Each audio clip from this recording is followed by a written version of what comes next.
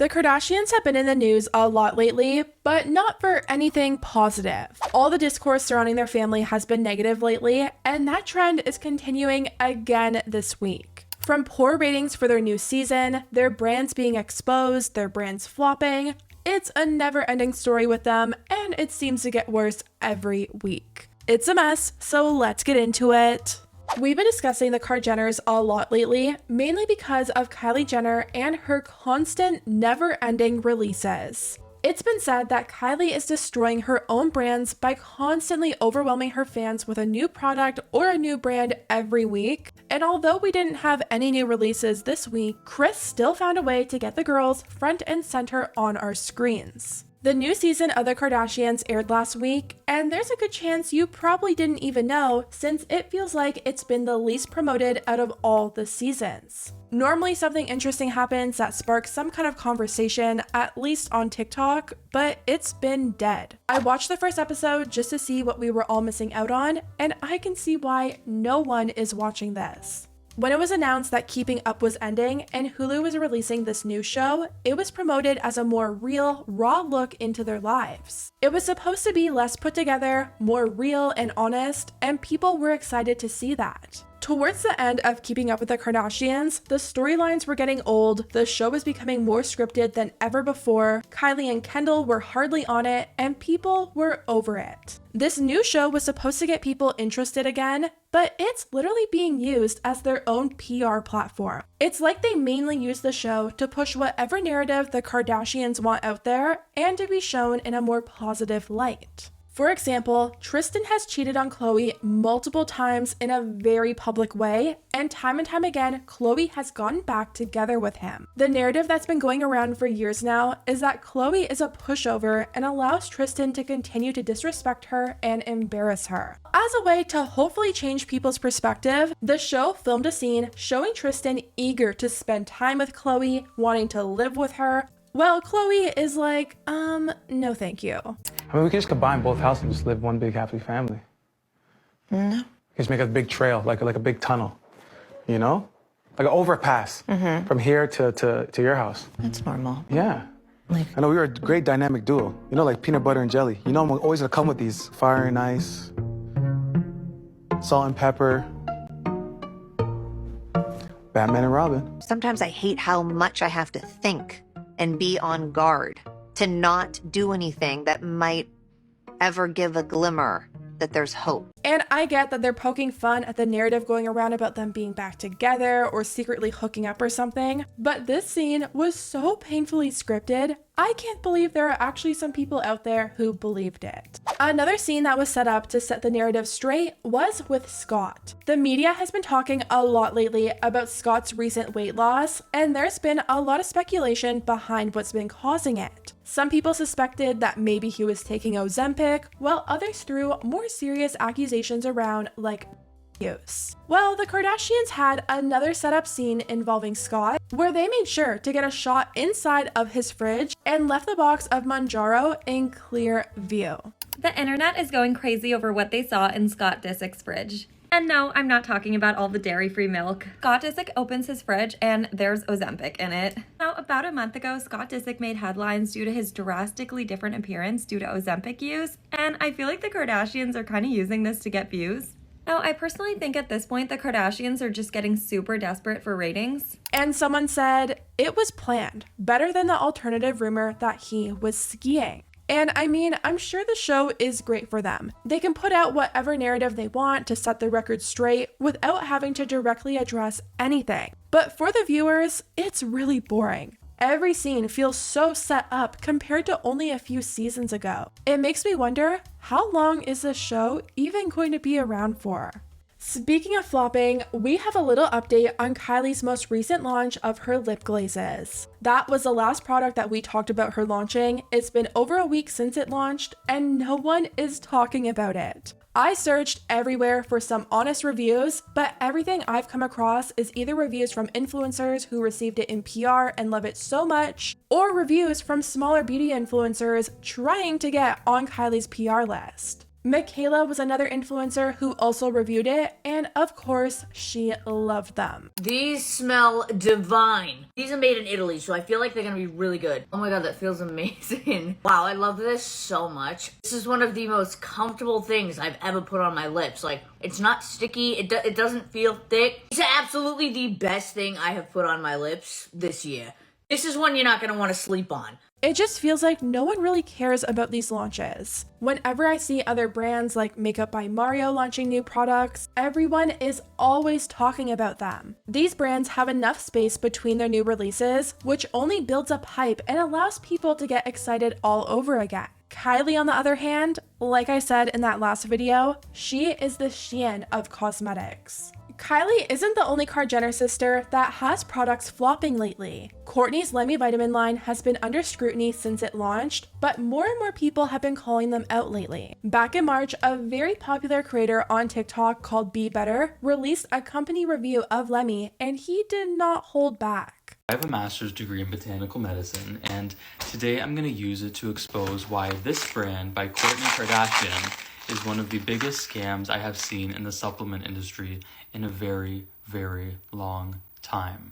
And I was extremely, honestly shocked to see that Kourtney Kardashian is engaging in something called proprietary blends. Proprietary blends are not something that any legitimate supplement company should be engaging in. And I have a personal vendetta against them because I also have a very similar business where I infuse therapeutic doses of different botanical blends with honey in order to effectively deliver it to the body. Who do you think you are, Kourtney Kardashian, to say it's a proprietary blend? I'm not telling you what the breakdown is.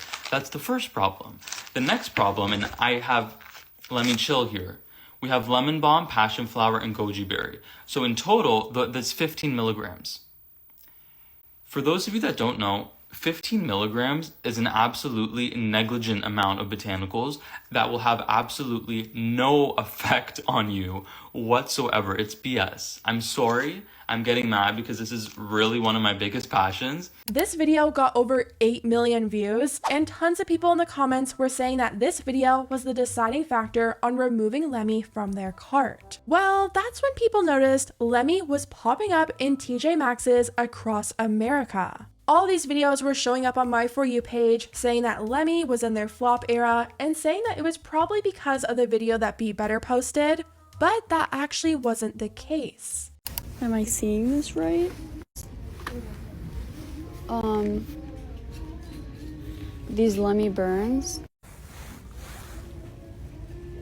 That's so weird. One creator said that she was so excited to see Lemme burn in her local TJ Maxx, but when she went to check out, the cashier told her the product was recalled and needed to be sent back. Tell me why the Lemme gummies were at my TJ Maxx. I snatched those so quick. Threw in my cart. I mean, I am walking proud the rest of the way through TJ Maxx. I'm like, oh my god, just got the steal of the day. I cannot wait to tell y'all all about it. Cannot wait to shout this from the rooftops. I mean, I was like, get to check out. The way they scan it, and they're like, sorry, like, we actually can't sell these. Like, they're recalled. Like, we have to send them all back. I was like, huh? And there were a ton of posts on social media sharing the same experience. One person wrote on Reddit and said, been wanting to try the beauty wellness vitamin brand Kourtney Kardashian came out with. I just saw Lemme burn at TJ Maxx for about $15 yesterday, and I was intrigued but hadn't purchased yet. Wasn't expired. Bottle wasn't opened at all. Score. I got to the register and they said the item had a recall, so they couldn't sell it. Now I'm searching the Lemme site and I don't see it available at all, but it's still being sold at Ulta online right now. Anybody hear about this? And other people were replying saying that the same thing happened to them as well, which kind of concerned everyone because Lemme never released any official statement on their social media, and Lemme Burn was still being sold in retail stores and online. Well, it turns out Lemme was never supposed to be in TJ Maxx in the first place. Apparently, some of their stock was stolen and then sold to TJ Maxx. And out of fear that the product could have been tampered with, they recalled it. Someone replied on Reddit explaining this and said, "I talked to customer support. Apparently, a truck of Lemme products were stolen and the company has been alerted. They've been seen at TJ Maxx and Marshall's, so they have voluntarily recalled the product as they don't know if they were tampered with, as they were stolen and sold to TJ Maxx/Marshalls." So it sounds like Lemme isn't hitting the shelves of TJ Maxx just yet, but why do I feel like that day is coming soon? But vitamins isn't the only thing Kourtney is being called out over this week. A creator on TikTok that goes by the name Lysandra V Comedy posted a video exposing Kourtney's team for not wanting to pay her with actual money for a requested service. Okay, so with everybody getting blocked, let me share my story about Poosh and Kourtney Kardashian. Lysandra explained how a few years back, she had an aura photography business, and she was asked by Poosh if she could do something for them for one of their events at Coachella. So it was a few years ago, I had an aura photography business, and I was approached by Poosh to do an activation at Camp Poosh outside of Coachella in Palm Springs. What a great opportunity, right? Wrong.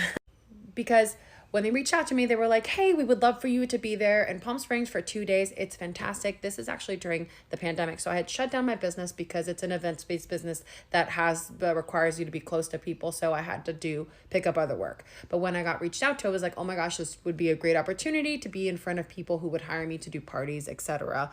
Wonderful. Excited for the opportunity, she sent over her prices to them, and that's where the problem started. Turns out, Poosh didn't want to pay with money. They wanted to pay with exposure. So I get asked to do this event. It's exciting. I'm like, okay, this could jumpstart everything again. I give them my pricing, and then afterwards they were like, "Yeah, that's so great. Actually, but love that you sent us your pricing, but we were going to give payment with tags." As in, they were going to give me tags on a blog and on one Instagram post as a payment for 2 days worth of work in Palm Springs. They wanted me to do 2 days worth of activation. So that's $4,000 worth of work in Palm Springs. And they weren't even going to cover any accommodations. So they wanted me to be there during peak season, 2 days, Saturday, Sunday, for no money, for a tag. They asked me, a small business owner that was struggling, to do that for free, to basically pay to play, to be there. And honestly, I'm not mad that they asked. I'm mad that after I explained to them why I needed at least some of the basic costs covered, they were like I definitely got like the "what are you, poor" energy. Absolutely, they're millionaires. They can pay for my services. I have people that make less money, presumably, that have paid for my services. Like, this is how the rich just get richer. Of course, it would be a great opportunity for exposure, but billionaires should be paying for the services they want and then some. Everyone should be paying for the services they want. Exposure isn't paying the bills, but unfortunately, I bet a lot of companies take the Kardashians up on that offer, hoping that something comes from it. That's why you always see them doing these like extravagant birthday parties for all the kids with the most expensive looking vendors. How much do you want to bet that all those people are working under the promise of exposure? Probably all of them. Anyways, guys, let me know what you think about everything down below. Do you think the Kardashian fame is coming to an end? Are you guys over them? Or do you think they're doing just fine and are here to stay no matter how much negative conversation there is surrounding their name? Let me know, and I'll see you next time.